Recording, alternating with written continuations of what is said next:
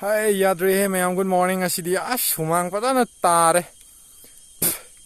Ising kujam thaga lakpane do. Yadri pung kang lambi da haiku krapala me ko haiku chare adu haiku chare sing khang phare. Hojikti ma'am tera pokpi ki ching mathak tu nen laise. Kano da pangai phawe aba lambi do. Adugi lambi dugi mathak tane hain laise. Chinglon am kang ngai rabne ko asilan thar di keno tok drop ne pangai rom line kum bra ya dam ne do engam de horen halak pangam yang wari than su lai ba tarang asi di me please ngai bye bye. Oh, good morning ma'am. Asidi aina lai se tera popi de ni hoji moi si tera popi mathak sing da lambi am lai ko adu do thowa apne ji ai in dei thola ko di de semde do sin abu de ke seme ni tera popi kun yo phale ko gi ai se ado singhong kabam do adu yong na ba chala se mayam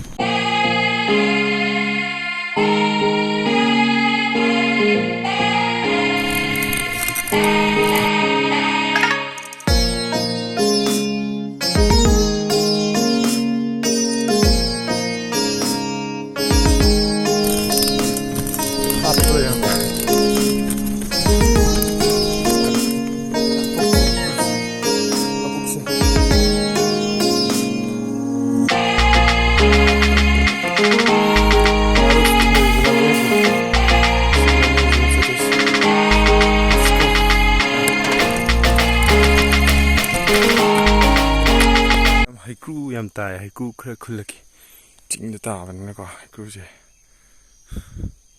haw ni se haiku je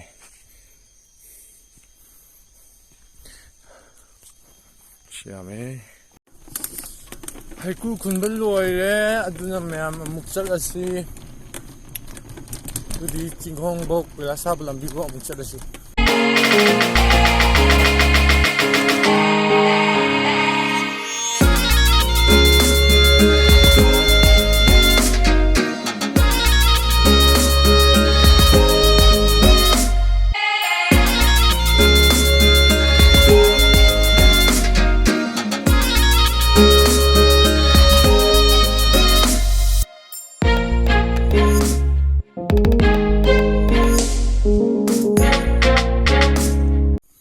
house ma'am atera pokbi ching mathak yore hoji kola sabado ado makha jengo ma'am uraba ade se labuk ne si je hoji kare ai mathak ka thogolage duga lambi di am sange ngami ge thorage aduga amuk ulage ko ma'am ado ri chalasi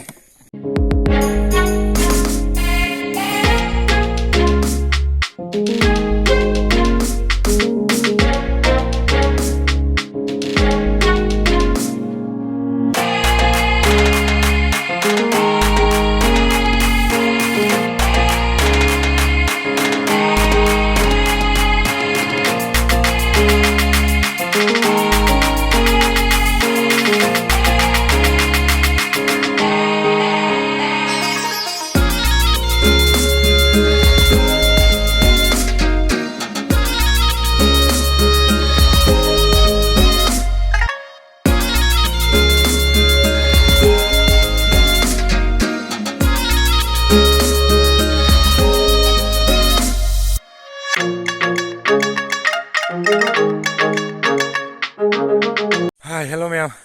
Hojikti mathak yore bako. Direct mathak ti lan ngamdre somda chinglon ama diwat leba. Yongane ayukte yugi ma ayuk mandra se hojiksa. Sin thai bako ching mathak tadi hojikse. Makha di loina tasin nam pairam maroi he khange. Ang sai lak ko su pai hodam ne ba. Aswa diware phajana wa. Aha ma koila sarame duga lambi je makha da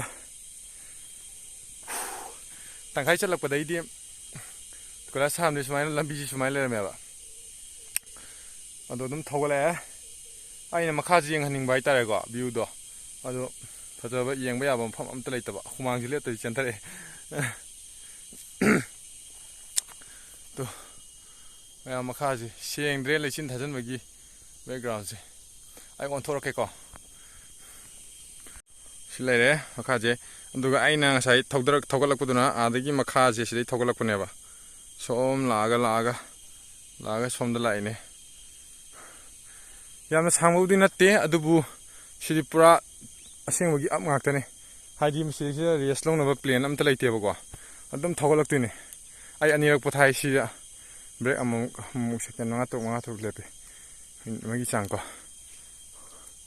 ꯑꯗꯣ ꯎꯆꯦꯛ ꯋꯥꯌꯥꯁꯦ ꯌꯥꯝ ꯃꯔꯥꯡ ꯀꯥꯏ ꯁ꯭ꯋꯥꯏꯁꯦ ꯇꯦꯅꯋꯥꯁꯨ ꯌꯥꯝ ꯂꯩꯔꯝꯃꯦꯕ ꯑꯩꯅ ꯀꯥꯔꯛꯄꯗꯀꯣ ꯑꯗꯣ ꯍꯧꯖꯤꯛ ꯂꯩꯆꯤꯟꯁꯤ ꯐꯖꯅ ꯊꯥꯏ ꯑꯣ ꯋꯟꯗꯔꯐꯨꯜ ꯃꯌꯥꯝꯁꯤ ꯌꯧꯔꯗꯤ ꯑꯃꯨꯛ ꯊꯧꯗꯔꯒꯦ ꯃꯈꯥꯐꯥꯎ ꯀꯣ ꯑꯗꯨꯗꯤ ꯃꯌꯥꯝ ꯆꯠꯂꯁꯤ ꯂꯦꯠꯁ ꯒꯣ ꯂꯝꯕꯤꯗꯤ ꯈꯔ ꯅꯨꯡꯉꯥꯏꯇꯦ ꯈꯔꯗꯤ ꯇꯧꯔꯅꯤ ꯆꯣꯡꯉꯅꯤ ꯈꯪꯉꯦ ꯑꯗꯨꯕꯨ ꯌꯦꯡꯉꯁꯤ ꯃꯌꯥꯝ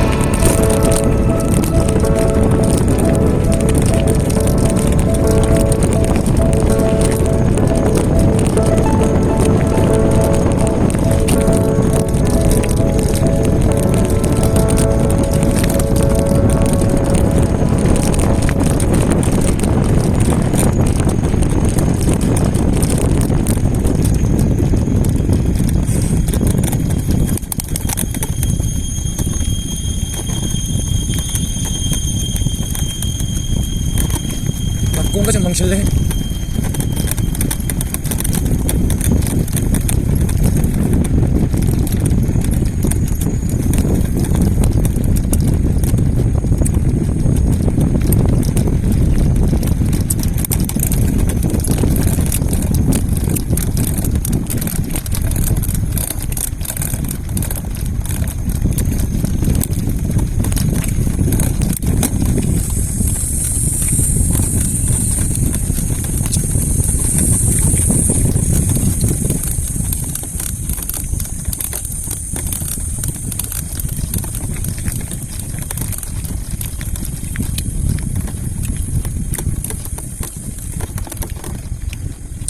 Go!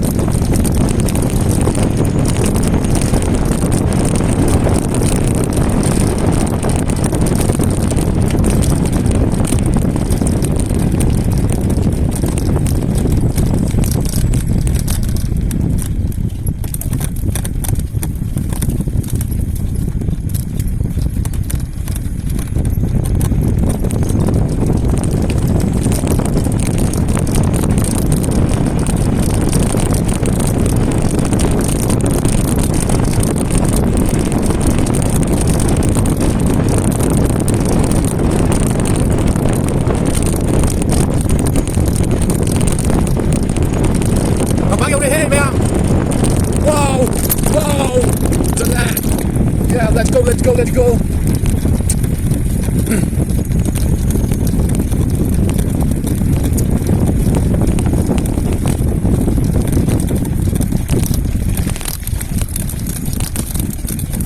Yeah, yeah!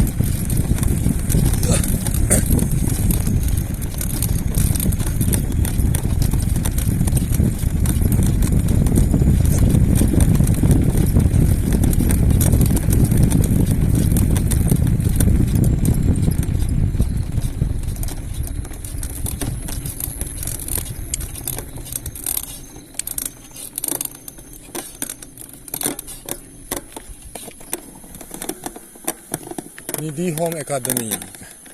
Sida chalani myam. Sida mu kaptharase.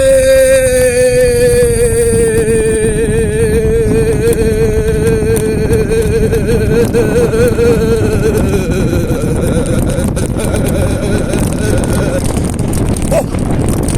Go, go, go!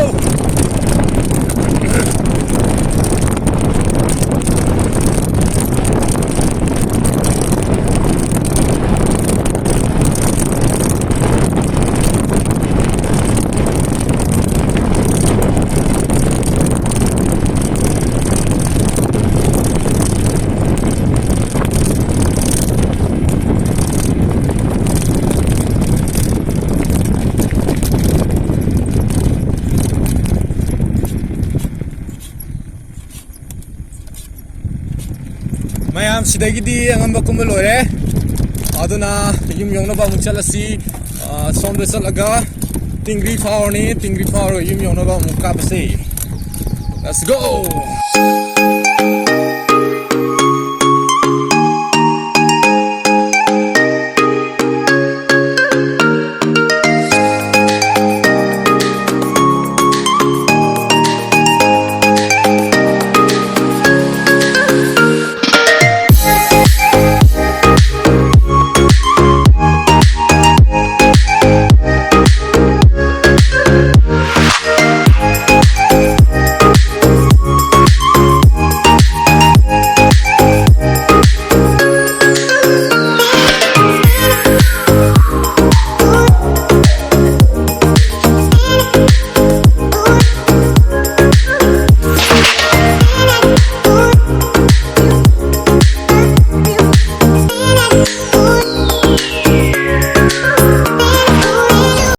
Myam aching jine karo dio swine koer la swine koer la ga siyo dai u review de siyo ji ai tingri yora bane ba si je tingri yora se ching jalan tho ne de tingri ko aduga somda maningomda chakhiba lambi am lei aduna laiken thabi da video se am sangani mayam sumaina matek oina hapage dum koi bulao mayam chakchana base dum chapa yabne ko aina hoji karo mafam da adda okay ngasi de matang sida losilage mayam aduga mathang gi blog tasu mayam lakpiyu video leptana thagat na bohana jarake mafam se fajai go aduna yam ai channel se subscribe taw simadi sum kaw kawiramano aduga adom na chathaning mafam sing ado habiro aina ai se sing da satore ko ado sing chatringai sida tamda anakpa mayam na chathaning ba jaga do mention tawiramo comment da ai adum chatpa no hana jage sage mayam puning mina seba ko so thank you mayam ngasigidi mayam punna kaina se.